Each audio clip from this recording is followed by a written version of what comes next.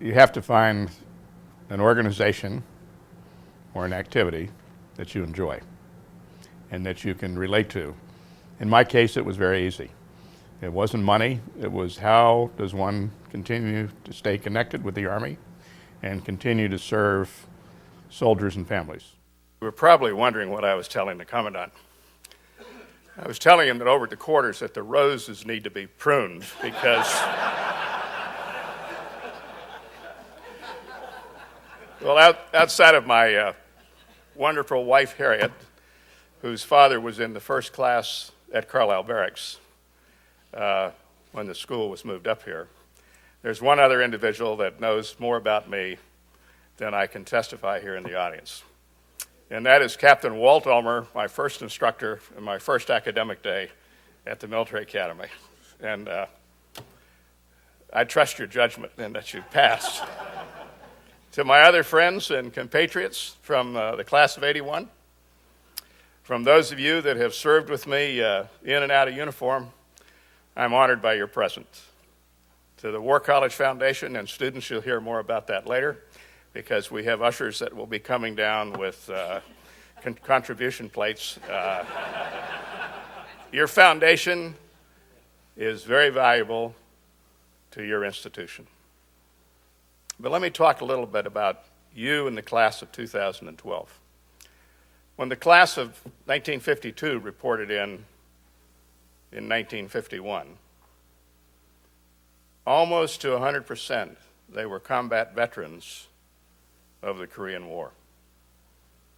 When the class of '81 reported in, we were all former commanders and veterans of the Cold War, which we stayed engaged in, and all of us were veterans of Vietnam. Your class are combat seasoned multiple times on repeated tours that I never even thought about when I was working for General Sullivan as his G1. And so I salute you for your turnaround time and your time in theater. Those of you in all the services and those of you that are serving in government service. It is remarkable what you have done over the last 10 years. When you take a snapshot of the class of 1981 and the class of 1952. Thank you for your service. I wish you Godspeed. And remember, you're only in your 4th month. I would tell you also that the class of '81 had an unblemished athletic record. That's something for you to strive for. And we saw the introduction of international fellows to a larger degree than had ever been before. And your class experiences that wealth even to a greater degree. Your class also shares the wonderful diversity of the uniformed services here and those other government services, from agencies that have only initials or agencies that have other names in front of them. You will savor the moment as you share your experiences. For graduating from Carlisle sets each graduate,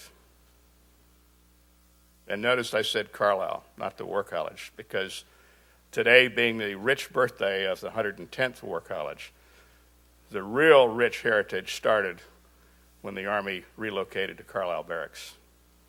You will be sharing the richness of your cross-life experiences in the seminar rooms and the diversity of what the curriculum now holds for each one of you. Carlisle today prepares you for the avenue of future service and contributions, not only to the Army, but to the United States. You won't recognize that until after you've graduated and been out for a number of years, out back in the service. After you hang up your uniform or receive your retirement certificate, Carlisle will still be there. Carlisle will be contributing to your daily mental thoughts of how you in this 1 year, evolved and developed into being a strategic leader. One really has to be able to look in their own rearview mirror, if you're a Carlisle graduate, to realize the value of an Army War College education. I'm honored by the Foundation for selecting me. It's nice to be the youngest grad at some particular formation. General Martin, I know you were disappointed that I didn't have any PowerPoint charts in the last time we talked, but thank you for the honor, General Rame, General Martin, and best wishes to 2012, and we hope next year that Army will beat Navy.